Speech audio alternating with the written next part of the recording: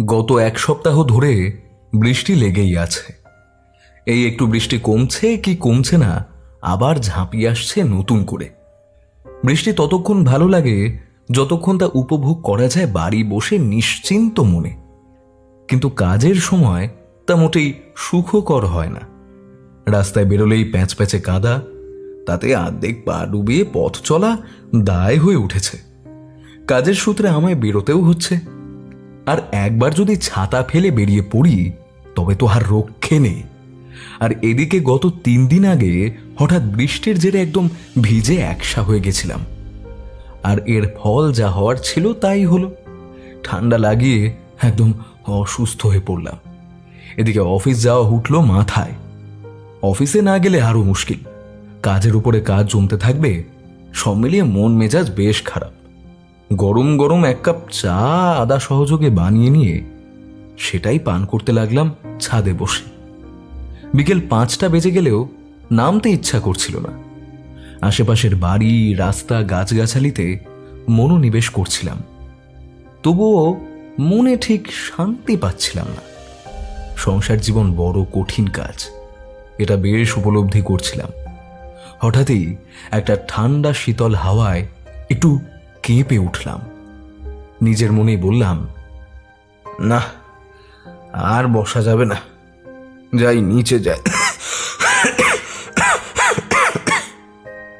কথা শেষ করতে পারলাম না, কাশির দমকে গলা বুজে এলো। সিঁড়ি দিয়ে নিচে নেমে এলাম, বসলাম ঘরে গিয়ে। ঘড়ির দিকে তাকিয়ে দেখি 5টা 10। বেরোনোর দরকার ছিল না তা নয়, তবে কেন জানি না বেরোতে ইচ্ছা করছিল না। হয়তো শারীরিক দুর্বলতার জন্যই। হঠাৎ বাইরের দরজায় টোকা পড়ার আওয়াজ পেয়ে কপালে ভাঁজ পড়ল আমার। এই অসময়ে তো কারোর আসার কথা নয়। কে আসতে পারে ভাবতে ভাবতে এগিয়ে গেলাম দরজা খুলতে। ততক্ষণে বেশ কয়েকবার টোকা পড়েছে। দরজা খুলতেই অবাক হয়ে তাকিয়ে দেখি দরজার সামনে দাঁড়িয়ে আমার বন্ধু কিশোরী। ওকে দাঁড়িয়ে থাকতে দেখে মনটা বেশ খুশিতে ভরে উঠল। স্বাভাবিক, শরীর অসুস্থতার সময় বন্ধুপ্রীতি কারই না ভালো লাগে। আরে কিশোরী যে, এসো এসো, ভিতরে এসো। আর বলো না হে, ভিজে একশো অবস্থা, ছাতা দিয়েও কাজ হচ্ছে না, এমন ঝমঝমিয়ে বৃষ্টি এলো।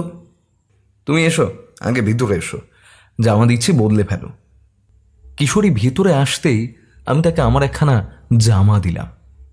শরীরের অবস্থা তো ভালো নয় দেখছি, চোখ দুটো লাল হয়ে ফুলে রয়েছে। ওষুধ খাচ্ছ না ঠিক করে নাকি? না না, খাচ্ছি তো, 3-4 রকমের ওষুধ দিয়েছে, সবকটাই সময় মতো খাচ্ছি। তাও কেন যে কমছে না কে জানে। নিশ্চয়ই কোনো অনিয়ম করেছো। কটা দিন একটু নিজের খেয়াল নিলেও তো পারো। না না, সব নিয়ম পালন করছি। যাই হোক, সেসব বাদ দাও। তুমি কি খাবে বলো? কিছুই খাবো না, ভাবলাম তুমি হয়তো আগের থেকে অনেকেই সেরে উঠেছো। এদিকে তোমার অফিসে যাওয়াটা আপাতত বন্ধ আছে, হয়তো হাতে সময় পাবে একটু গল্প আড্ডা করার জন্য, কিন্তু তোমার যা শরীরের অবস্থা তাতে বলতেও আমার খারাপই লাগছে। আমার কপালে ভাঁজ পড়ল। আমি প্রশ্ন করলাম, ও মা, খারাপ লাগার কি আছে? আর আমার এমন কিছু হয়নি, সামান্য জ্বর। তুমি নির্দ্বিধায় বলো কি বলতে এসেছো। কিশোরী উদাস হয়ে উত্তর দিল, আসলে ভাবছিলাম একটু তারানাথের বাড়ি যাব, তবে আজ তো হবে না, অন্য কোনো দিন হবে। কিশোরীর কথা শুনে আমার ভালোই লাগলো। সত্যি, এই সময় তারানাথের গল্পই একমাত্র আমার মন ভালো করতে পারবে। গেলে মন্দ হবে না। আমি উত্তেজিত হয়ে বললাম, কেন হবে না আজ? আমার এতটাও বড় কোনো অসুখ হয়নি। আর তাছাড়া বাড়ি থেকে থেকে মন মেজাজ বড় খারাপ হয়ে যাচ্ছে। অনেক চিন্তাও মাথার মধ্যে এসে ঘুরপাক খাচ্ছে। তার চেয়ে চলো বরং একটু ঘুরে আসি, মনটা বেশ ভালো হয়ে যাবে। বেশ, তবে যাওয়া যাক। তার আগে কি 2 কাপ চা হবে নাকি? হলে তো মন্দ হয় না, তবে বাড়িতে তো ঝামেলার দরকার নেই। তার চেয়ে চলো না, পথে খেয়ে নেব। আর তারানাথের তেলে ভাজা আর পাঁচিংশ ভুললে চলবে না কিন্তু। এই দেখো, একদম ভুলে গেছি।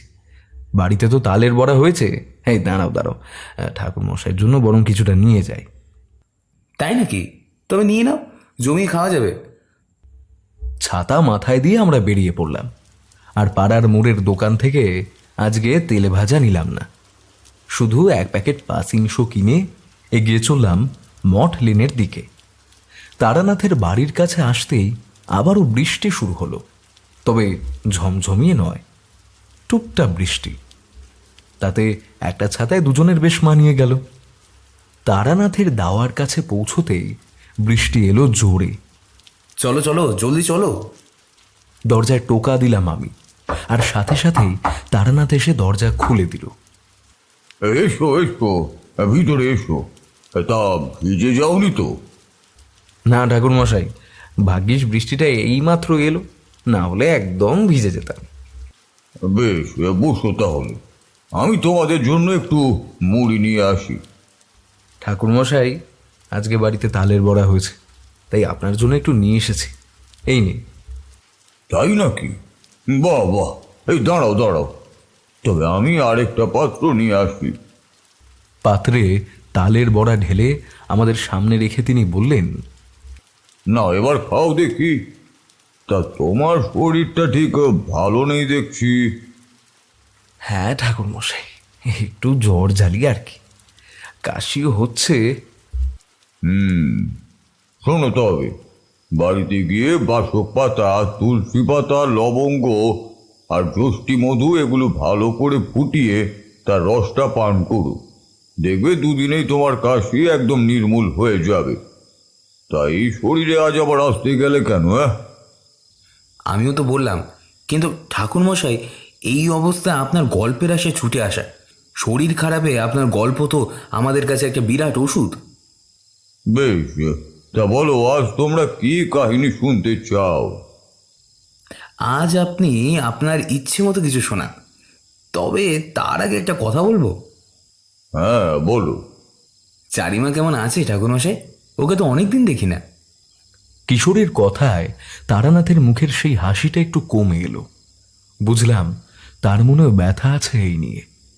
চারিমা শ্বশুর বাড়ি যাবার পর থেকেই তারানাথের সেই উচ্ছ্বসিত ভাব কমে গেছে। আমরা তাই আর তাকে কিছু তেমন জিজ্ঞাসাবাদ করি না। একা মানুষ, তার শরীর খারাপ হলে দেখবারও কেউ নেই, কি দরকার তার ব্যথা বাড়িয়ে? কি জানি, বহুদিন তো কোনো খবরাখবর নেই। বলেছিল এই মাসের প্রথম দিকেই নাকি আসবে। তা মাস তো এখন মাঝামাঝি, এখনো তো একবারও এলো না। তাকে যদিও দোষ দেওয়া তো আর চলে না। সেই ছোট্ট মেয়েটা আজ পুরো বাড়ি সামলাচ্ছে। আমার কাছে থাকলে তেমন কাজ করতে তো দিতাম না। আর সেখানে সেই বাড়ির কর্তামা হয়ে উঠেছে। মোটামুটি সচ্ছল পরিবার, ওকে কষ্টও দেয় না, হয়তো ভালোই আছে। কাজের চাপে বুড়ো বাপটার খবর নিয়ে উঠতে পারে না হয়তো। এই অবধি বলে থামল তারানাথ। বুঝলাম তার মন বিষণ্ণতায় ভরে উঠছে, তাই প্রসঙ্গ বদলাতে আমি বলে উঠলাম, চারিমা খুব শীঘ্রই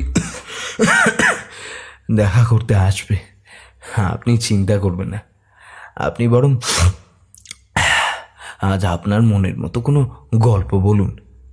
তারানাথ কিছু একটা ভাবলেন, তারপর বললেন, তালের বড়া খেতে খেতে সে এক ঘটনার কথা আমার খুব মনে পড়ে গেল। আনন্দ করে তাল খাওয়ার জন্য তাল গাছ লাগানো হয়েছিল, আর তার ফল যে কি মারাত্মক হয় সে ঘটনাই আজ তোমাদেরকে বলবো। কিশোরী এবার তারানাথের দিকে পাসিং শোয়ের প্যাকেট এগিয়ে দিয়ে বলল, একদম ভুলে গেছিলাম এটা দিতে, এই নিন। তারানাথ হেসে বলল, আহা, ঠিক আছে ঠিক আছে, অত ব্যস্ত হবার দরকার নেই। উনি এবার প্যাকেট থেকে একটা পাসিং শো বার করে সেটা ধরালেন। এক মুখ ধোঁয়া ছেড়ে তিনি বলতে শুরু করলেন। আমরাও বেশ গুছিয়ে বসে শুনতে লাগলাম সেই কাহিনী। আজ থেকে 21 বছর আগেকার ঘটনা। তখন আমার যুবক বয়স। অনেক দূর দিগন্ত ঘুরে বেড়াতাম। শরীরে যেমন শক্তি ছিল, মনেও ছিল তেমন জোর। বিন্দুমাত্র হাঁপিয়ে উঠতাম না।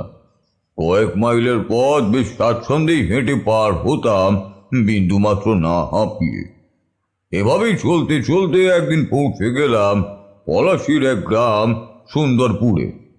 কি মনোরম পরিবেশ সেখানকার! বেশ অনেকটা পথ হেঁটে অল্প ক্লান্ত বোধ করছিলাম, তাই একটি পাকুড় গাছের তলায় বসে পড়লাম। দ্বিপ্রহর তখন, মাথার ওপর সূর্য গনগনে হয়ে আগুন বর্ষণ করছে। এই সময় পাকুড় গাছের নিচে বসে থাকতে বেশ আরামই লাগছিল। মৃদুমন্দ বাতাসে বসে থাকতে থাকতে চোখের পাতা বুঝে আসতে লাগলো, কিন্তু খিদেও পেয়েছে তখন অল্প অল্প। দেখলাম অদূরে রয়েছে একটি পেয়ারা গাছ। খিদের মুখে তাই সেই গাছ থেকে পেয়ারা পেরে আনলাম, তারপর সেটাকে খাদ্য হিসাবে গ্রহণ করলাম আমি। খেয়ে উঠে শরীরটা অল্প দুর্বল লাগলো, ঘুমও পাচ্ছিল, তাই কখন যে ঘুমিয়ে পড়লাম হেলান দিয়ে বসে থাকতে থাকতে তা নিজেই টের পাইনি। বেশ ঘন্টাখানে ঘুমিয়েছি, হঠাৎই এমন সময় কারুর ডাকে আমার ঘুম ভাঙল। শুনছেন? এই যে শুনতে পাচ্ছেন? আমি ঘুম ভেঙে উঠে বসলাম। দেখলাম আমার সামনে একজন 40 ঊর্ধ্ব ব্যক্তি দাঁড়িয়ে, পরনে সাদা জামা আর সাদা ধুতি, কপালে প্রশ্নের ভাঁজ পড়েছে তার। আমায় এবার জিজ্ঞাসা করলেন, সন্ধে হয়ে গেছে, আপনি কি এখানে কারুর বাড়ি যাবেন? না না, আমি কারুর বাড়ি যাব না। আমি এমনি এখানে বিশ্রাম নিচ্ছিলাম, আসলে এই পথ দিয়েই যাচ্ছিলাম তো। আপনি কোথায় যাবেন? যদি কিছু মনে না করেন তবে পরিচয় জানতে পারি? নিশ্চয়ই, আমি তারানাথ চক্রবর্তী, জ্যোতিষশাস্ত্র চর্চা করি। বাড়িতে মন টেকেনি তাই পথে বেরিয়ে পড়েছি। এই পথ দিয়েই যাচ্ছিলাম, বড় ক্লান্ত লাগছিল তাই গাছের নিচে আশ্রয় নিয়েছিলাম। তাহলে তো কিছু খাওয়া হয়নি। আপনি বরং আমাদের বাড়িতে চলুন ঠাকুরমশাই, সেখানেই থাকবেন। আমি বাধা দিয়েই বললাম, না না, তার দরকার নেই, পথই তো আমার আশ্রয়ের স্থান। এখন আবার আমি বেরিয়ে পড়ব। সে না হয় কাল যাবেন, আজ নয়। আজ আমাদের বাড়িতে চলুন, রাতটা সেখানে কাটিয়ে কাল ভোরে বেরোবেন, তখন আর আপনাকে আটকাবো না। কিন্তু আজ রাতে আর কোথাও যেতে হবে না, চলুন ঠাকুরমশাই। তার কথা আমি আর ফেলতে পারলাম না, তাই তার সাথে তার বাড়ির পথই ধরলাম। মিনিট 5 হাঁটতেই একটি একতলা বাড়ির কাছে এসে পৌঁছলাম আমরা। কি গো, দেখো কাকে এনেছি, বাড়িতে অতিথি এসেছে, আপ্যায়ন করো। তার কথায় একজন সবুজ শাড়ি পরিহিতা 35 বছরের ভদ্র মহিলা মাথায় ঘোমটা দিয়ে বেরিয়ে এলেন, হাতে এক ঘটি জল। আমার সামনে এসে আমার পা ধুয়ে দিয়ে আমায় প্রণাম করে বললেন, প্রণাম নেবেন, আসুন। ঠাকুরমশাই, ইনি আমার স্ত্রী, আর আমি বাবলু। আমি এই গ্রামের মাথায় যে মিষ্টি দোকান আছে ওটা চালাই। আসুন, আপনি ভেতরে আসুন। ঘরের ভিতরে প্রবেশ করলাম। ঠাকুরমশাই, সন্ধে হয়েছে, কিন্তু এবারে কিছু মুখে দিন। এই যে আপনার জন্য একটু তালের বড়া এনেছি, আজকেই নিজের হাতে বানিয়েছি, আপনি খেয়ে দেখুন। একটা বাটিতে কম করে তাও 20-25 খানা বড়া দিয়েছিল আমায়। খেলামও আমি, সে কি ভীষণ সুস্বাদু খেতে! আহা, জীবনেও ভুলবো না। আমার খাওয়া শেষ হতে বাবলু তার স্ত্রীকে ডেকে বলল, বন্ধুটা আমার কত আশা করে তাল গাছ পুতল, এদিকে যা ঝামেলায় পড়েছে, না জানি কবে মুক্তি পাবে ওই গ্রামের মানুষজন। এবার আমি প্রশ্ন না করে আর পারলাম না। বাবলুকে জিজ্ঞাসা করলাম, কিসের ঝামেলা? কি হয়েছে ওই গ্রামে? আর বলবে না ঠাকুরমশাই, আমার ছোটবেলার বন্ধু বিনয় কৃষ্ণ ঘোষ, সেই ছোট্ট বয়স থেকে আমরা একসঙ্গে বড় হয়েছি। আমার বাড়িতে কিছু রান্না হলে আমার মা ওদের বাড়িতে পাঠাতো, আবার ওদের বাড়িতেও তাই। এক গ্রামে না থাকলে কি হবে, হরি আর আত্মা আমরা। এতদিনের বন্ধুত্বে কোনোদিন ভাঁটা পড়েনি। সেই বন্ধুকে এভাবে কষ্ট পেতে দেখলে, অপমানিত হতে দেখলে কি যে অবস্থা হয় তা কিভাবে বোঝাই। আমার কৌতূহল বেড়ে গেল। প্রশ্ন করলাম, আমায় সবটা খুলে বলো। বেশ, তবে শুনুন ঠাকুরমশাই, আজ থেকে প্রায় মাসখানেক আগের ঘটনা, তার বেশি বই কম না। আমার বন্ধু তার বাড়ির ঠিক উল্টো দিকের জমিতে 6-7টি তাল গাছ পুতল। ওই গ্রামে ওর বেশ সম্মান আছে, সবাই ওকে উঁচু নজরে দেখে। টাকা পয়সার কোনো সমস্যা নেই, আর্থিকভাবে সচ্ছল, অবস্থাপন্ন ওরা। সবাই যথেষ্ট মান্যিগুণ্যি করে ওদের, কিন্তু একটা মাত্র কাজের জন্য কি কত অবহেলা সহ্য করতে হচ্ছে এখন। ওদের দোতলা বাড়ি, বেশ অনেকটা জায়গা নিয়ে। ওদের বাড়ির ঠিক উল্টো দিকের জমিখানাও ওদেরই, বেশ অনেক বছর ধরেই পড়ে আছে, শুধু ওই মাঝে মাঝে ফল ফুল লাগতো আর কি। তা আমার প্রায় মাসখানেক আগে এসে একবার বলেছিল যে এবার বেশ কটা তাল গাছ লাগাবে। এই সময় তালের বড়া খেতে কার না ভালো লাগে। তাই এবার আর কিনে নয়, নিজের বাড়ির গাছের তালের বড়া খাবে আর আমাকেও খাওয়াবে। কিন্তু তাল গাছ পোতা তো ভালো চোখে নেয় না সবাই। তাল গাছকে অশুভ মানা হয় তা তো জানেন।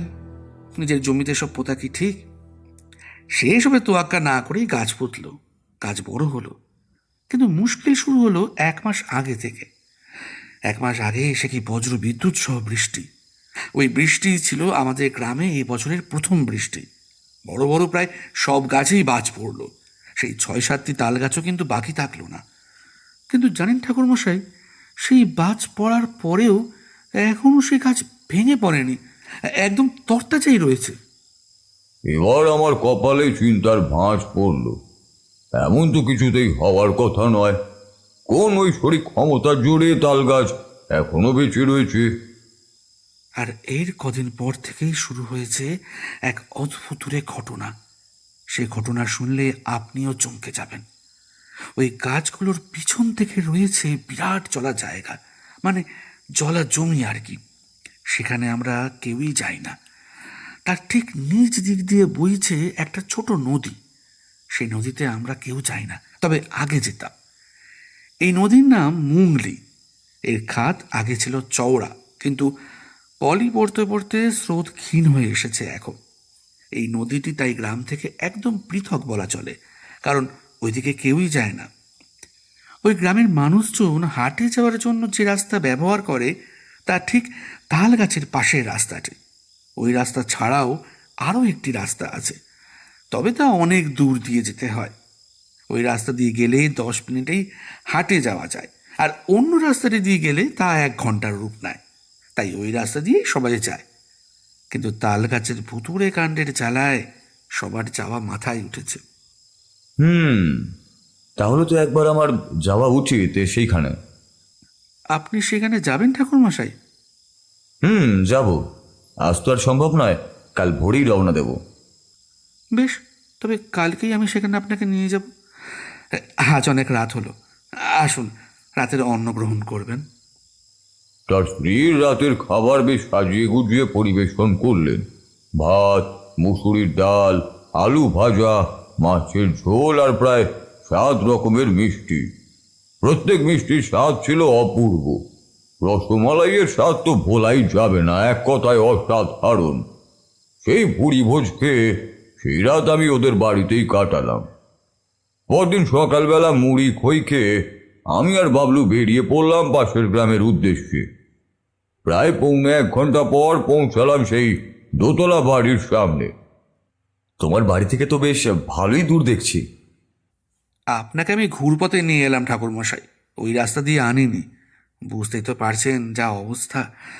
সব ঘটনা না হয় ওই আপনাকে বলবে গুছিয়ে। আসুন। আমাদের দেখে বাবলুর বন্ধু দূর থেকে এগিয়ে এলো। আরে বাবলু রে, আয় আয়, ভিতরে আয়, আপনিও আসুন। ইনি হলেন তারানাথ চক্রবর্তী, জ্যোতিষ শাস্ত্র চর্চা করেন। আমার মুখে এই তালতলার ঘটনা শুনে এখানে এসেছেন। কি সৌভাগ্য আমার, আপনার পদধূলি আজ আমার বাড়িতে পড়বে। আসুন ঠাকুরমশাই, ভিতরে আসুন। আমি আর বাবলু বাড়ির ভিতরে গিয়ে প্রবেশ করলাম। বাবলুর কথাই সত্য, ওদের বেশ সচ্ছল অবস্থা। বেশ বড় বড় 5টি ঘর নিচের তলায়, ওপরেও তাই। নিচের বড় বৈঠকখানায় গিয়ে আমরা বসলাম। প্রণাম নেবেন ঠাকুরমশাই। আপনাকে যে কি বলে ধন্যবাদ দেবও জানি না। আপনি এসেছেন, আমি বড় খুশি হয়েছি। আপনি একটু বসুন, আমি আমার স্ত্রীকে ডেকে আনি। এই বলে তিনি ঘরের ভিতরে চলে গেলেন। মিনিট 5 বাদে একজন ভদ্র মহিলা বেরিয়ে এলো। পরনে শাড়ি, এলো চুল, সবেমাত্র স্নান করে উঠেছেন। আমার সামনে দাঁড়িয়ে আমায় প্রণাম করে মাথা তুলে বললেন, প্রণাম ঠাকুর মশাই, আপনি বসুন, আপনার জন্য কিছু খাবার নিয়ে আসি। বলেই সে ভিতরে চলে গেল। মিনিট 20 বাদে আমার সামনে নিয়ে এলো এক বড় ভোজের থালা, তাতে গরম গরম ঘিয়ে ভাজা 4টে লুচি, আলুর দম আর মিষ্টি। আরে এসবের আবার কি দরকার ছিল? এ আর এমন কি, একটু খাবার মুখে না দিলে কি হয়?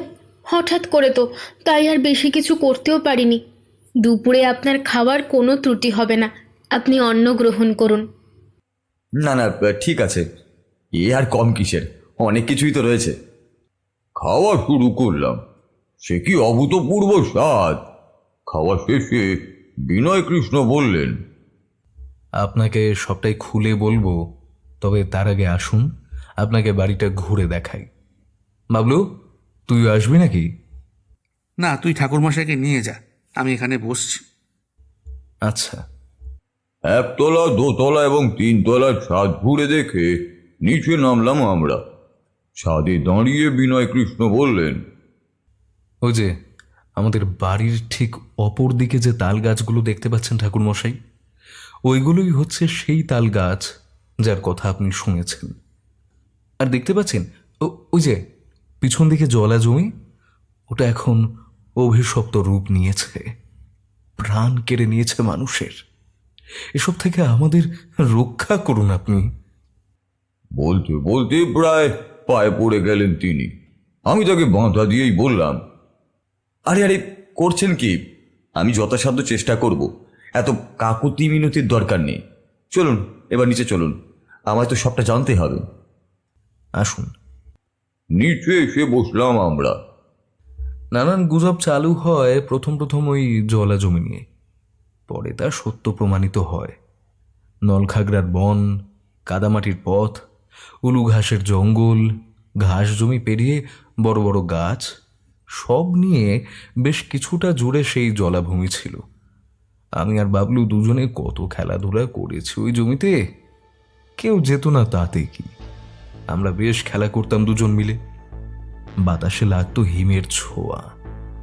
বিকেলের পরন্ত রোদে আমাদের আনন্দ যেত কয়েক গুণ বেড়ে। খুব তাড়াতাড়ি সন্ধে নামতো, সূর্যাস্ত হলেও তবু আমরা খেলেই যেতাম। এসব দিনগুলো মনে পড়লে ভালো লাগে। এত বছর পর আবার সেই দিনগুলোর স্মৃতিচারণ করতে করতেই ওকে সেদিন বলছিলাম, আরে বাবলু, ছোটবেলার দিনগুলো কি আমরা ফিরে পেতে পারি না? এই জায়গাটা তো এমনি পড়ে আছে, এখানে তাল গাছ লাগালে কেমন হয়? গাছ থেকে অনেক তালও পাওয়া যাবে, আর তালের বড়া খেতে কতই না ভালো লাগে। তোর কাজ শেষ হলে আসবি, আমিও আসবো। এই ঘাস জমিতে বসে গল্প করব। এ তো ভালো কথা, তবে তাল গাছ লাগাবি নিচের জমিতে? কেন রে, সমস্যা কি? জানিস না, তাল গাছ লাগানো তো অশুভ মানা হয়। তাল গাছে বাসা বাঁধে কত সব অশুভ আত্মা, গ্রামের লোক কিন্তু সাথ দেবে না এতে। ওসব গুজবে তুই বিশ্বাস করিস? না রে বাবলু, এমন কিছু হবে না। তাল গাছ লাগালে কেউ কিছু বলবে না, আর গাছ কারোর ক্ষতিও করবে না। আমি রাস্তার ঠিক পাশ দিয়ে সারিবদ্ধ করে লাগাবো, সেই গাছ ছায়া দেবে, বেশ সুন্দরও লাগবে দেখতে। সেই দিনের কথা মতো গাছ লাগালাম, সেই গাছ বড়ও হলো।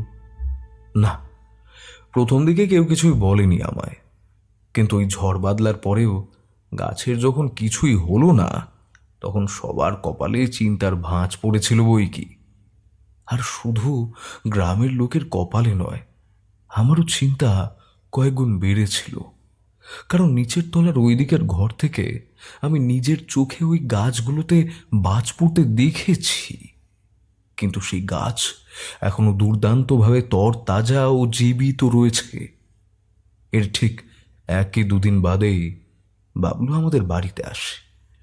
তখন বেশ রাত, আমরা দুইজন গল্প করব বলে বাড়ি নয়, বেছে নিয়েছিলাম ওই ঘাস জমি। যতই হোক, ওর সাথে আমাদের যে অনেক স্মৃতি জড়িয়ে আছে। সেই দিন ছিল অমাবস্যা, চাঁদের আলো একদম নেই বললেই চলে। আশেপাশের কোনো কিছু তেমন দেখা যাচ্ছিল না। আমাদের সব কিছুই পরিচিত ছিল, তাই যেতে বাধা হয়নি। আমরা তাল গাছের পাশ দিয়ে সেই জমির ভেতর ঢুকি। ছোট ছোট গাছ জমি পেরিয়ে আলপথ পড়ে অল্প। সেটা পেরিয়ে যেই বড় গাছগুলো আছে তার গোড়ায় বসে আমরা অনেক মারামারি করতাম। ভাবলাম সেই দিনও সেখানেই যাব। চারিদিকে কেমন ঘিরে গাছগুলো যেন গজিয়ে উঠেছে বলেই মনে হচ্ছিল। হালকা ধোঁয়া ওঠা পরিবেশ হালকা অন্ধকারে বেশ আচ্ছন্ন করে রেখেছে। সেই বড় বড় গাছের মধ্য দিয়ে শুধু শিশি আওয়াজ শোনা যাচ্ছে। তখন প্রথম দিকে এই আওয়াজটা আমি অতটা পাত্তা দিতে চাইনি, ভেবেছিলাম ভুল শুনছি, কারণ কোনো বাতাস নেই, কিচ্ছু নেই। এই শিশি আওয়াজ হবে কিভাবে? হয়তো আমার মনের ভুল, নয়তো একটু বেশি সতর্ক হয়ে পড়ায় অতিরিক্ত আওয়াজ শুনছি বলে এসব ভেবেছি। কিন্তু দেখলাম বাবলু জিজ্ঞাসু দৃষ্টিতে আশেপাশে তাকাচ্ছে। আমি অবশ্য তখনও ওকে কিছু জিজ্ঞাসা করিনি। এভাবেই বেশ কিছুক্ষণ কাটে। একটা অস্বস্তি কাজ করেছিল সেদিন আমার ভিতরে। আপনাকে আপনাকে কিভাবে বোঝাবো জানি না ঠাকুর মশাই, তবে সে এক অদ্ভুত অনুভূতি। একে ভয় বলা চলে না, তবে একটা গা শিরশিরে অনুভূতি তো বটে। এমন নয় যে সেদিন আমরা অনেকদিন পর সেখানে গিয়েছি বলে এমন হবে। এর আগেও আমরা বহুবার ওখানে গিয়েছি। দিনের বেলা অহরহ সেখানে যাওয়া হয়, তবে ওই তাল গাছ লাগানোর পর একসাথে আমাদের ওটাই প্রথম যাওয়া সেখানে। সেই পরিবেশে একটা বিষণ্ণ ভাব অনুভব করি আমরা দুজনেই। বাবলু আমায় সেদিন প্রশ্ন করে, কেমন একটা লাগছে আজকে এখানটা? তোরও কি লাগছে? কেমন একটা গা শিরশিরে অনুভূতি। সে কি রে, তুই কি ভয় পাচ্ছিস নাকি? না না, মনে তো তাই হচ্ছে। এত বছরের জায়গা, এতবার এসেছি, কখনো এমন মনে হয়নি তো। তোর ভয় লাগার কারণটা বলবি? ভয় নয় বাবলু, পরিবেশটা কেমন ভার হয়ে গেছে। কিছু কি হয়েছে এখানে? কেমন একটা বড়সড় বদল হয়েছে এখানে, কিন্তু কি সেটা ধরতে পারছি না। চল এখান থেকে ওদিকটা যাই, এই তালতলায় পরে আসবো না হয়। আমরা কিছুটা এগিয়ে যে ঝোপ আছে সেখানটা গেলাম। তারপর একটা আলপথ পেরিয়ে সেই জলা মতো যেই ছোট বিচ্ছিন্ন হওয়া জমি আছে সেখানে গিয়ে পৌঁছলাম। একটা বিরাট বট গাছ, তার গুঁড়িতে হেলান দিয়ে আমরা বসলাম। বেশ গল্প করবো এমন পরিকল্পনা। আর কদিন বাদে তাল পাড়া যাবে, জমি তালের বড়াও খাওয়া যাবে। আরে ওই দিনেরই তো অপেক্ষা। বাবলু এটা ওটা নিয়ে কথা বলতে শুরু করলো, কিন্তু বেশ বুঝতে পারছিলাম ওর মন ঠিক স্থির নেই। অন্য সময় আমরা কত মন দিয়ে গল্প করি, কিন্তু সেদিন পরিবেশে কেমন একটা ভাব বেশ লক্ষ্য করেছি আমরা দুজনেই। ও একাই কথা বলে যাচ্ছিল আর মাঝে মাঝে তাল হারিয়ে ফেলছিল। বুঝছিলাম ও শুধু কথা বলে পরিবেশ বদলাতে চাইছে, আর কিছু নয়। আমি অনেকক্ষণ ধরে যে অনুভূতিটা পাচ্ছিলাম সেটা তার মানে ও পাচ্ছিল কিন্তু স্বীকার করছিল না। এবার আমি আর চুপ করে থাকতে পারছিলাম না। আমি বলে উঠলাম, এই হ্যাঁ রে বাবলু, তুই যে বলছিলি তাল গাছকে নাকি অশুভ মানা হয়, কেন মানা হয় বললি না তো? সেসব আমি অত শত জানি না, তবে ছোট থেকে যা শুনেছি তাই বলতে পারি। একসাথে শাল গাছ আর তাল গাছ লাগাতে নেই, আর এখানে তো শাল গাছ রয়েছে, তাই তাল গাছ লাগানো ঠিক নয়। তাছাড়া নিজেদের জমিতে এসব গাছ লাগাতে নেই। তাল গাছে কত রকমের ভূত থাকে তুই জানিস? পেতনি, শাকচুন্নি, মেছোভূত, মামদভূত, গেছোভূত, ডাকিনি, বাপরে, ওদের পাল্লায় একবার পড়লে না আর প্রাণ নিয়ে বাড়ি ফিরতে হবে না। ধুস, যত বাজে কথা। এখানে এসব আসবে কিভাবে? আসবে নাই যখন, তবে তুই বল, এখানে এসে কি তোর কিছু অনুভূতি হচ্ছে না?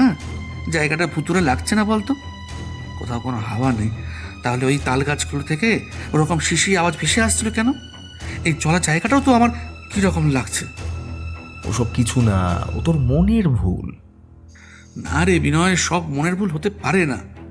এখানে এসব গাছ পুঁতে তুই ঠিক করিস নি রে। যদি সত্যি এসব গাছে ওইসব ভূত পেতিনতে বাসা বাঁধে তখন কি হবে বলতো? আমরা কথা বলছিলাম, হঠাৎ বাবলু কেঁপে উঠল ভয়ে। গলা শুকিয়ে কাঠ মুহূর্তের মধ্যে। আমার দিকে না তাকিয়েই সে ঝোপঝাড়ের দিকে ইশারা করলো। বিনয়, ওইদিকে ওইদিকে ওটা কি ঝুলছে বলতো? আমি তাকিয়ে দেখলাম ঝোপের মধ্যে সাদা মতো কিছু একটা ঝুলছে। হাওয়া ছাড়াই সেটা মাঝে মাঝে কেমন নড়ে উঠছে। এক মুহূর্ত আমার বুকও কেঁপে গেল। পরক্ষণেই মনে সাহস এনে চিৎকার করে উঠলাম, কে কে ওখানে? পর মুহূর্তে সেই সাদা মতো জিনিসটা মিলিয়ে গেল। কোথায় গেল, কি হলো, তার বিন্দুমাত্র হিসেব পেলাম না। এখানেই শেষ নয়, এরপরেও আমরা সেখানে বসেছিলাম। বারবার মনকে এটাই বুঝিয়েছি যে আমাদের চোখের ভুল।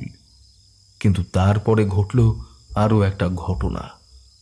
হঠাৎ আবার শিশি আওয়াজ বেড়ে উঠল জলা জমির মধ্যে। আমি আরও দুজনেই উঠে আবার তাল গাছের কাছাকাছি আসতেই দেখি সেই তাল গাছ প্রকাণ্ড রূপ নিয়েছে।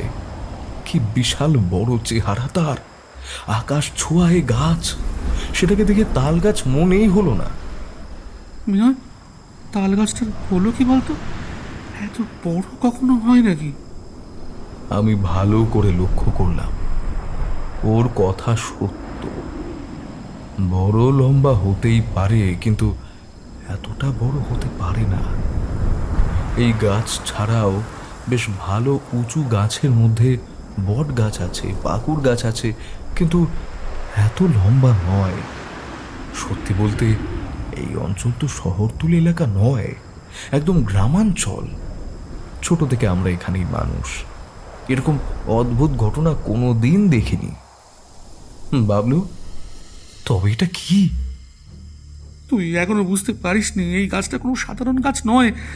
এতে ভর করেছে অশুভ আত্মা। ওই বাজ পড়ার রাত থেকেই তারা এখানে বাসা করেছে। শিগগিরি শিগগিরি চল পালাই। ধুস, এসব এসব হয় নাকি?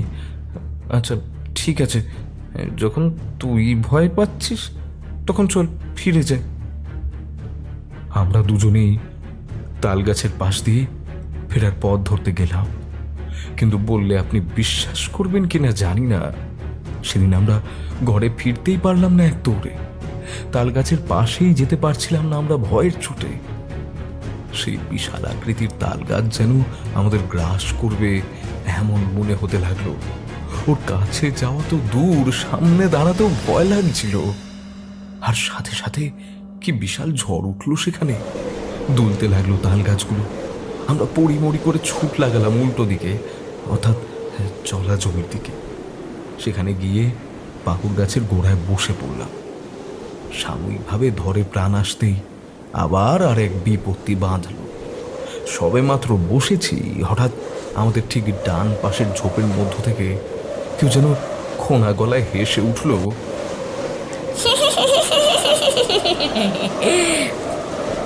ভয়ে আমাদের হাত পা ঠান্ডা হওয়ার জোগাড়। সে কি মিহি গলা!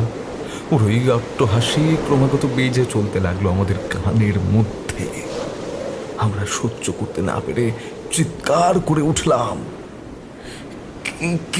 কে হাসে? কে হাসে ওখানে? কে কে তুমি? কোনো উত্তর আসে না। ধীরে ধীরে হাসির আওয়াজ মিলিয়ে যায়। আমাদের তখন উঠে আসার ক্ষমতাও নেই। হঠাৎ দেখি ঝোপের দিক থেকে ঠিক তাল গাছের দিকে কেউ যেন ছুটে যাচ্ছে। একটা মেয়ের অবয়ব, সাথে আকাশ বাতাস কাঁপিয়ে ওঠা হাসির শব্দ।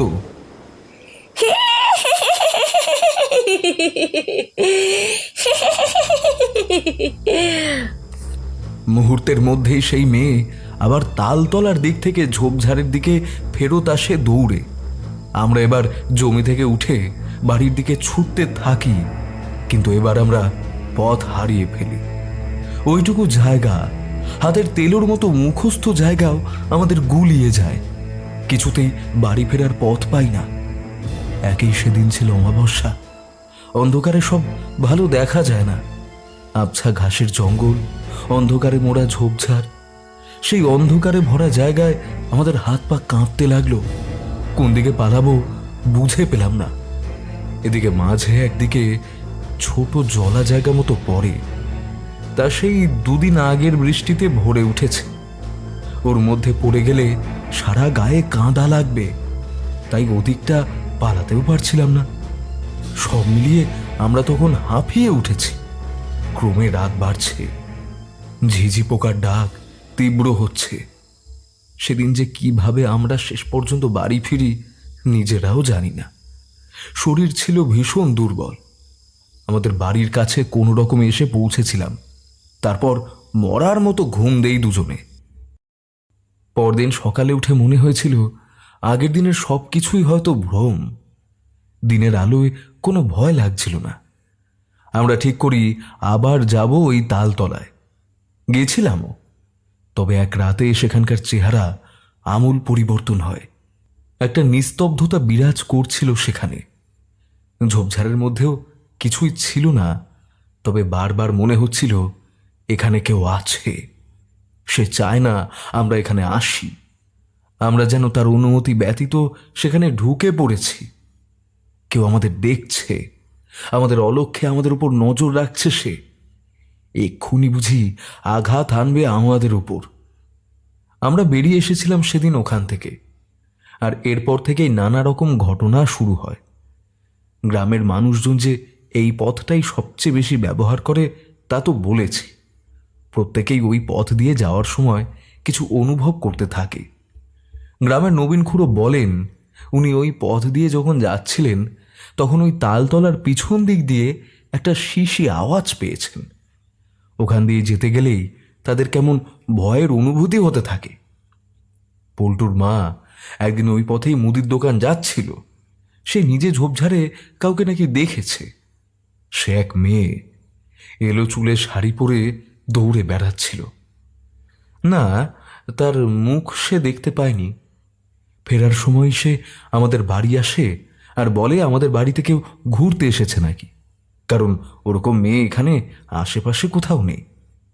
কে ওই মেয়ে তা নিয়ে অনেক কথা ওঠে। গ্রামের মানুষজনদের মধ্যে একজন ওই রাস্তা দিয়ে যাওয়ার সময় তাল গাছকে অনেক উঁচু দেখেছে, যেমনটা আমরা দেখেছিলাম। যথারীতি সে প্রচণ্ড অবাক হয় আর ভয়ও পেয়ে যায়। আমায় এসে বলে ওই গাছ কেটে ফেলতে। ওই গাছে নাকি পেতনি বাসা বেঁধেছে, তাই এমন হয়েছে। ভয় পাওয়া, কোনো মেয়েকে দেখা, এই অবধি তাও ঠিক ছিল, কিন্তু এরপর আরও বাড়াবাড়ি হয়। 2 সপ্তাহ আগে এই গ্রামের 2 ছেলে অসিত আর বিশু দুজনে রাত 11টার পর বাড়ি ফিরছিল শহর থেকে। ওরা সেদিন কোনো এক দরকারে শহরে গিয়েছিল। শেষ ট্রেনে বাড়ি ফিরছিল, তাই ও তো রাত হয়ে গেছিল। ওই পথ দিয়ে ফেরার সময় তারা যা দেখে তা বিশু আমাদের বলেছে। আমি আর অসিত দুজনে বাড়ি ফিরছিলাম। ওই রাস্তা দিয়ে রোজ যাতায়াত করি, কিন্তু তালতলার কাছে আসতেই সেদিন আমাদের গা ছমছম করতে শুরু করলো। হঠাৎ তালতলার ঠিক পিছন দিকে আমাদের চোখ পড়ল।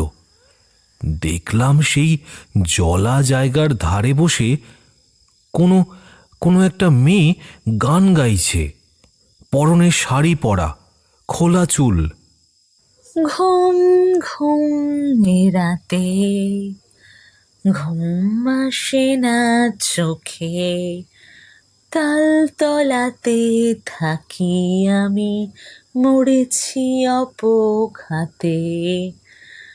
ঘুম ঘুম রাতে ঘুম আসে না চোখে, তালতলাতে থাকি আমি মরেছি অপঘাতে। বিশ্বাস করো, ভয়ে আমার হাত পা ঠান্ডা হয়ে গেছিল, কিন্তু অসিত বিন্দুমাত্র ভয় পায়নি। ও বলে ও নাকি কোনো গান শুনতে পাচ্ছে না। আমি ওকে বলি, চল এখান থেকে পালাই, ওইখানে কি বসে আছে দেখতে পাচ্ছিস না? মুহূর্তের মধ্যে ওদিকে তাকিয়ে দেখি ফাঁকা, ওই জায়গায় কেউ নেই। এমনকি কোনো গান নাকি শুনতেই পায়নি অসিত। সাথে সাথে ওই পিছনের ঝোপঝাড় থেকে কারোর কান্নার আওয়াজ ভেসে আসে। আরে, কেউ কাঁদছে মনে হচ্ছে। আয় তুমি দেখি কি কাঁদে। তুই কি পাগল হলি? একদম না, ওটা পেতনি। কোনো সাধারণ মেয়ে মানুষ এখানে আসবে কি করে? এত রাতে ওই ঝোপে কখনোই কোনো মানুষ আসতে পারে না। এখান থেকে ফিরে চল শিগগিরই। কে বলেছে আসতে পারে না? হয়তো পথ হারিয়ে ফেলেছে বা কোনো বিপদে পড়েছে। আমাদের তো উদ্ধার করা উচিত। তুই আয় এদিকে। কিন্তু না, আমি যেতে রাজি হইনি। অসিত একাই ওই তালতলার পিছন দিকে যায়, এগিয়ে যায় ঝোপঝাড়ের দিকে। তখনও সেই কান্না ভেসে আসছে। হঠাৎ করেই সেই কান্নার আওয়াজ বদলে গিয়ে হাসির আওয়াজে রূপান্তরিত হয়। সে কি হাসি! কান ফাটানো আওয়াজ! গা হাত পা শিউরে উঠতে থাকে আমার। আর তার সাথে অসিতের চিৎকার। বাঁচাও, বাঁচাও, বিশু, বাঁচাও আমায়। আমি পারিনি ওকে বাঁচাতে। আমি যেই মাত্র সেই তাল গাছের দিকে এগোতে যাই, অমনি সেই তাল গাছগুলো একসাথে সব সারিবদ্ধ হয়ে যায়। ওখান দিয়ে ভিতরে প্রবেশের কোনো রাস্তা থাকে না। ওদিকে অসিতের কান ফাটানো আর্তনাদে আমার বুক কেঁপে যায়। বিশু, বাঁচা। এদিকে কিছুতেই ভিতরে ঢুকতে পারি না আমি। হঠাৎ তালগাছের পাশ দিয়ে একটুখানি দৃশ্য নজরে আসে আমার। বিশুকে টেনে নিয়ে যাচ্ছে ওই মেয়েটা। সে কি বীভৎস মুখ তার! ওর বর্ণনা আমি দিতে পারবো না। তার চোখে মুখে ফুটে উঠেছে এক নৃশংস হাসি। হাতে বড় বড় নখ, সেই নখগুলো বিঁধে রয়েছে অসিতের পেটে। রক্তপাত হচ্ছে সেখান থেকে। টেনে হিঁচড়ে নিয়ে যাচ্ছে তাকে ঝোপের দিকে। এই দৃশ্য দেখে আমি নিজেকে আটকাতে পারিনি। ভয়ে আর্তনাদ করে উঠে ছুটে পালাই। আর গ্রামের নবীন খুড়ো আমায় দেখতে পায়। ওনার পায়ের কাছে এসে আমি অজ্ঞান হয়ে যাই। পরদিন যখন বিশুকে নিয়ে আমরা সেই তালতলা পেরিয়ে ঝোপে ঢুকি, দেখি সেখানে পড়ে আছে অসিতের লাশ। কি বীভৎসভাবে মারা হয়েছে তাকে! শুধু এখানেই শেষ নয়, গ্রামের মানুষজন আরও একজনকে দেখেছে। আর সে কোনো নারী মূর্তি নয়, পুরুষ। এই গ্রামের এক মহিলা, দুর্গার মা, একদিন জামা কাপড় কাচতে নদীতে যাচ্ছিল এই পথ দিয়ে। হঠাৎ তালতলার কাছে আসতে সে দেখে দিনের বেলা কেমন সন্ধে সন্ধে ভাব। আধো আলো আধো অন্ধকার ঘনিয়ে এসেছে। সেই তাল গাছ থেকে কেউ একটা গলায় ফাঁস লাগিয়ে ঝুলছে। ওরে বাবারে, সে কি দৃশ্য! দিনের বেলা অত অন্ধকার হয় কোনো দিন? পুরো মনে হচ্ছিল সন্ধেবেলা। তালতলার পিছন দিকের জমির দিকে ছিলাম একবার। সেখান থেকে কেমন একটা শি শি করে আওয়াজ ভেসে আসছিল। আর হঠাৎ করে তাল গাছ থেকে একটা লোক আমার মুখের সামনে ঝুলে পড়ল, গলায় ফাঁস লাগিয়ে। ওমাগো, কি বিভৎস মুখ তার! গলার কাছে রক্ত জমাট বেঁধে আছে। ফাঁস লেগে দড়িতে সেখানটি কি ভয়ঙ্কর লাগছিল। হাতের নখগুলো বেঁকে আছে শকুনের মতো। এক চোখে মনি নেই। উপর চোখ থেকে কেউ যেন একেবারে মনিটারে খুবলে নিছে। মুখের পাশ দিয়ে একেবারে কষ গড়িয়ে পড়ছে মাটিতে। নাকটা কেমন ভিতর দিকে ঢুকে গেছে। মুখের ভিতরে হিংস্র দাঁত, কানগুলো বড় বড়। মনিহারা চোখ দুটো যেন ভাটার মতো জ্বলছে। আমি আর দাঁড়াতে পারিনি। আমি দৌড়ে একেবারে বাড়ি ফিরে যাই। এত সব কাণ্ডের মধ্যে এটা পরিষ্কার হয় যে গাছে ভূতে বাসা বেঁধেছে, তবে তা কি ভূত জানা যায়নি। এরই মধ্যে একদিন গ্রামের একজন যুবক রাত্রিবেলা মাছ নিয়ে বাড়ি ফিরছিল। সে পেশায় জেলে, তাই মাঝে মাঝে সে মাছ নিয়ে রাতে বাড়ি ফেরে। সেও পরদিন জানিয়েছিল, রোজগারের মতোই এই রাস্তা দিয়ে মাছ নিয়ে বাড়ি ফিরছিলাম। অনেকদিন ধরে এই পথ দিয়ে বাড়ি আসতে গা ছমছম করতো। মনে হতো এখানে অশুভ কিছু হয়তো আছে, তা হয়তো আমাদের যেতে দিতে ঠিক চায় না, যেন আটকে রাখতে চায়। কিন্তু তাহলে তো আর সেখানে থাকতে পারি নে। আসছি ওখান দিয়ে, এমন সময় খোনা গলায় কি যেন চেঁচিয়ে উঠে বলল, রে,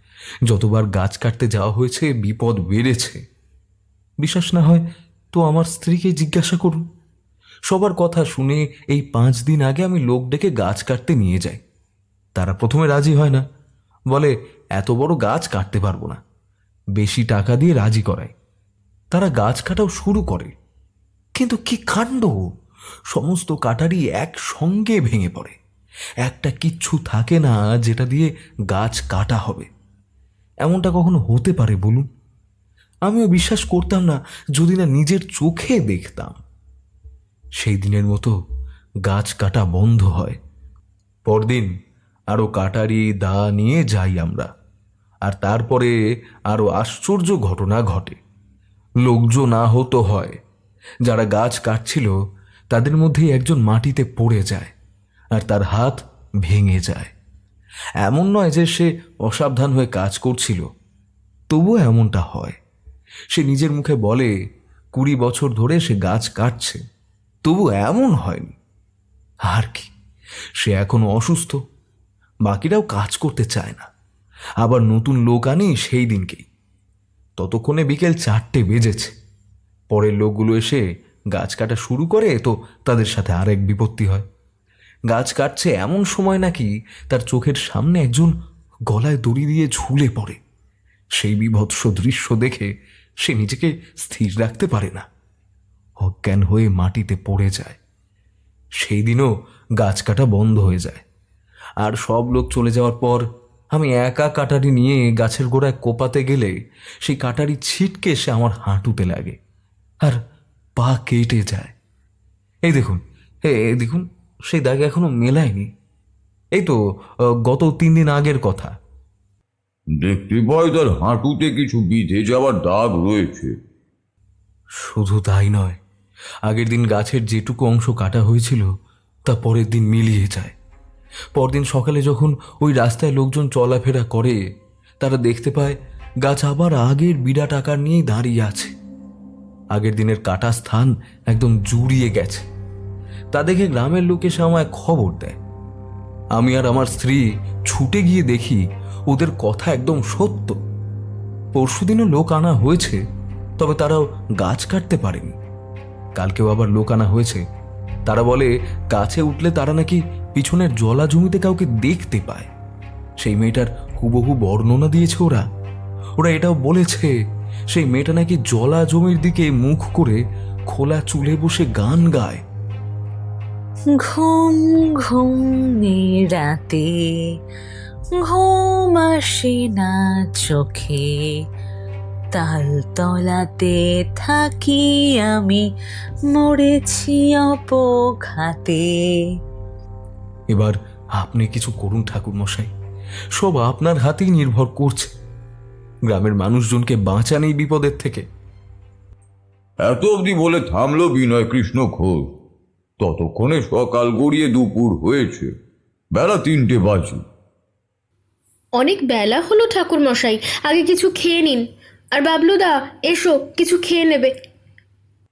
বাড়ির গিন্নি হলো মায়ের রূপ, তার কথা তো আর ফেলা যায় না। তাই তখনই খেতে বসলাম। গরম গরম ভাত, গাওয়া ঘি, মাছের মাথা দিয়ে মুগের ডাল, সরু করে কাটা আলু ভাজা, শুক্তো, পাবদা মাছ, বড় পেটির মাছ দিয়ে ঝোল আর মাংস। তবে এখানে শেষ নয়, শেষ পাতে চাটনি, পাঁপড়, লাল দই, গরম রসগোল্লা, সরপুরিয়া, সব মিলিয়ে একদম রাজকীয় খাবার দাবার। তোমরা তো বেশ হকচকিয়ে গেছো দেখছি, হ্যাঁ? সে আর বলতে, এত কিছু খেলেন? অবশ্যই সব খেলাম, কিচ্ছু ছাড়িনি। কি স্বাদ খাবারের, আহা, অসাধারণ। খেয়ে উঠে বিনয় কৃষ্ণকে বললাম, আমায় যে একবার ওখানে যেতে হচ্ছে। আজকে সেখানকার পরিস্থিতি দেখে আসব, আর যা করার তা কাল হবে।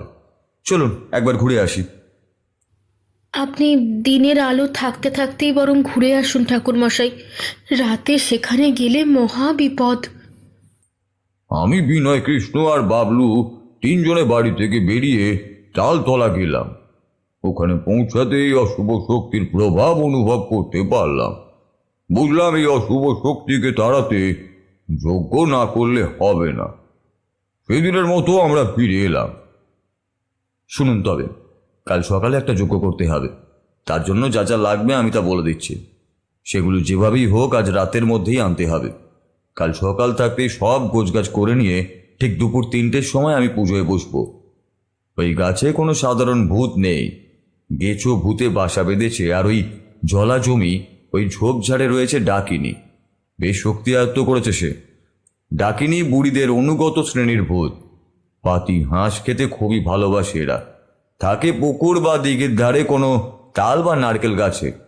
রাত দুপুরে অল্প বয়সী মেয়ের বেশে ঘুরে বেড়ানো এদের অন্যতম অভ্যাস। ওই ডাকিনী বাসা বেঁধেছে ওখানে। সাথে আছে গেছো। যেসব মানুষ গাছের ডালে গলায় ফাঁস লাগিয়ে আত্মহত্যা করে, তাদের আত্মা সেই গাছেই থেকে যায় এবং গেছো ভূতে পরিণত হয়। তবে তারা বিভিন্ন গাছেই বসবাস করে থাকে। বড় ঝাঁকালো গাছপালা এদের প্রিয় আশ্রয়স্থল। এরা বিভিন্নভাবে মানুষকে ভয় দেখায়। এদের সম্পর্কে অতি প্রচলিত ধারণাটি হচ্ছে, রাতে যখন কোনো ব্যক্তি একা পথ দিয়ে হেঁটে যায়, তখন এরা গাছে ফাঁস লাগিয়ে ঝুলে থাকে। ফলে সেই ব্যক্তিটি প্রচণ্ড ভয় পেয়ে জ্ঞান হারিয়ে ফেলে। কারোর অভিমত অনুসারে এদের শরীরের গঠন অনেকটা বানরের মতো এবং এরা তাল গাছেই থাকে। আবার কারোর ভাষ্য মতে এরা তাল গাছ থেকে এমনভাবে নিচে নেমে আসে যেমন করে টিকটিকি দেওয়ালে চলাফেরা করে, অর্থাৎ মাথা নিচের দিকে ও পা উপরের দিকে রেখে গাছ বেয়ে নেমে আসে। তাই এদেরকে তাড়াতে হলে যজ্ঞই সঠিক পথ। পরদিন দুপুর ঠিক 3টের সময় সেখানে পৌঁছে গেলাম আমরা। গ্রামের যত নারীরা আছেন তারা প্রত্যেকে বাড়ি ফিরে যান। এই ডাকিনী কিন্তু ভীষণ শক্তিশালী। এরা আপনাদের মধ্যে ঢুকে গিয়ে মানুষ খুন অবধি করতে পারে। তাই কোনো নারীরা এখানে থাকতে পারবেন না। আপনারা সবাই নিজেদের বাড়ি ফিরে দরজা আটকে দিন, জানলাও বন্ধ করে রাখুন। পারলে পুরুষদের মধ্যেও সবার থাকার এখানে দরকার নেই।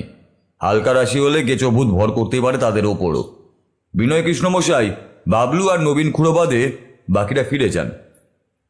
আমার কথা মতো সবাই ফিরে গেল যার যার বাড়ি। রইলাম আমরা 4 জন। তাল গাছের ঠিক পাশের রাস্তাতেই আসন পাতা হলো। সেখানেই সব কিছুর আয়োজন করা হলো। সেখানেই যজ্ঞ হবে বলে ঠিক করাও হলো। আগুনে ঘৃতাহুতি দিয়ে যজ্ঞ শুরু হলো। সকালেও বলেছি, এখন আবারও বলছি, প্রত্যেকে নিজের গণ্ডির মধ্যেই থাকবেন। ওই গেছো ভূত আর ওই ডাকিনী কিন্তু বারবার যজ্ঞ বন্ধ করার জন্য চেষ্টা করবে।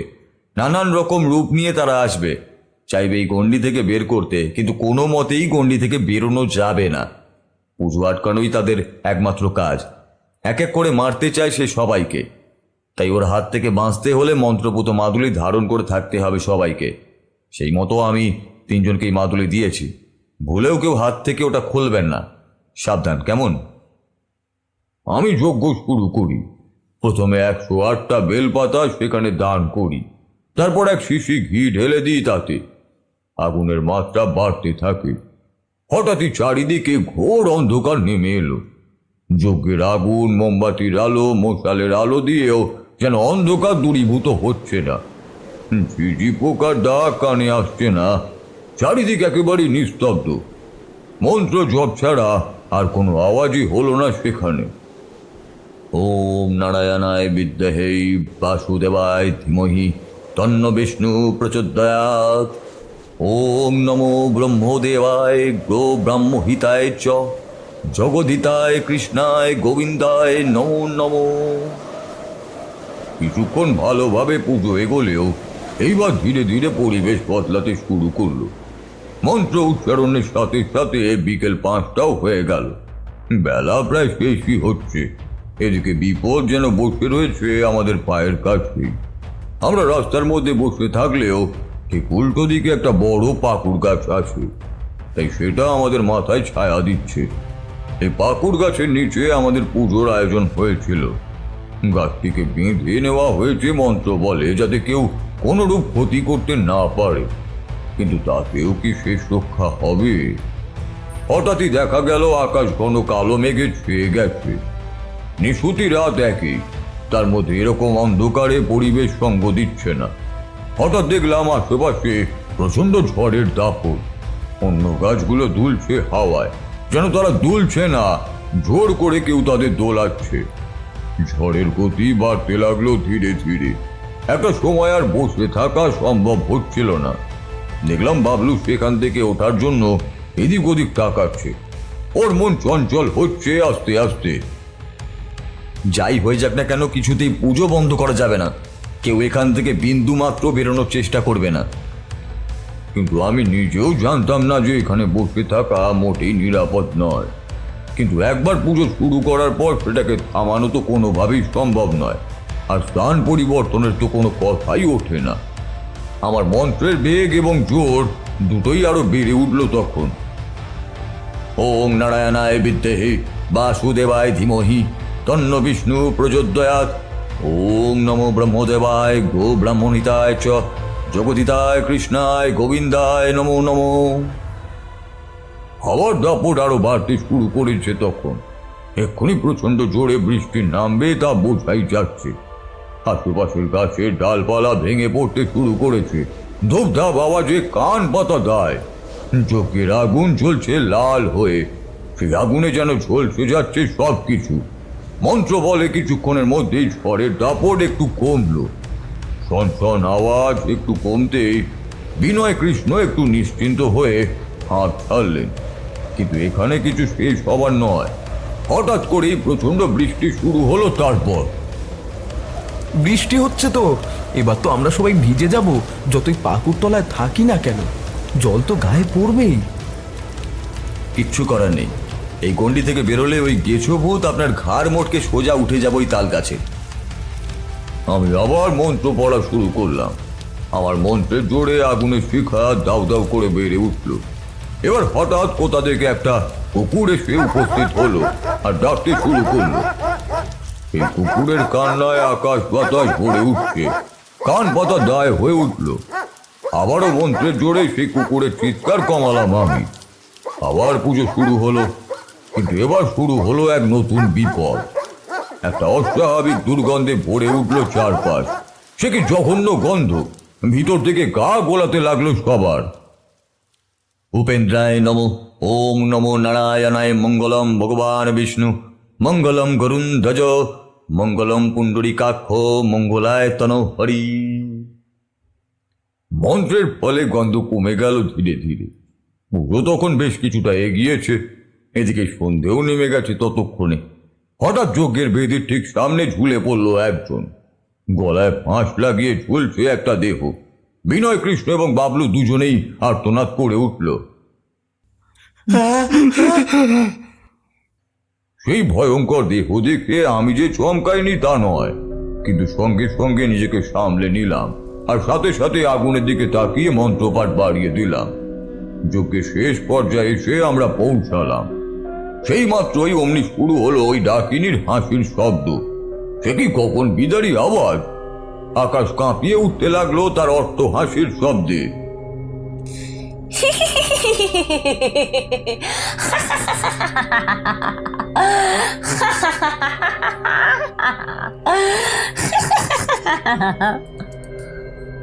সাথে সাথে চোখে পড়লো ওই সেই মেয়েটিকে, যার কথা এতক্ষণ শুধু শুনেছি।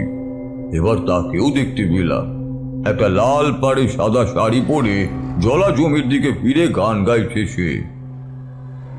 ঘুম ঘুমের রাতে ঘুম আসে না চোখে, তাল তলাতে থাকি আমি মরেছি অপঘাতে।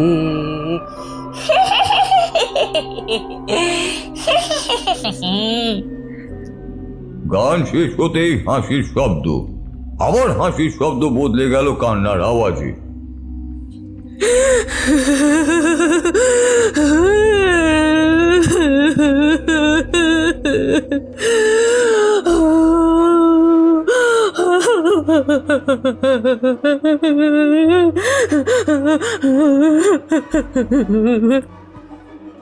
আমি এবার ডাকিনীকে নির্মূল করার মন্ত্র আওড়াতে লাগলাম, আর সাথে সাথে সেই বাচ্চা মেয়ের রূপ বদলে একটা বুড়ি ডাকিনীর রূপ ফুটে উঠল।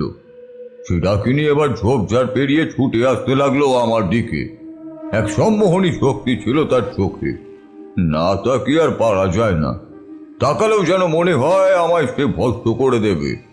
একবার বাচ্চা মেয়ে তো একবার বুড়ি ডাকিনী, ক্রমাগত রূপ বদল করতে করতে সে এগিয়ে আসছে। দেখলাম একে শেষ করা সহজ হবে না। সেই মুহূর্তে আমার মনে পড়ল মধুসুন্দরী দেবীর শেখানো ডাকিনী নিধন মন্ত্র।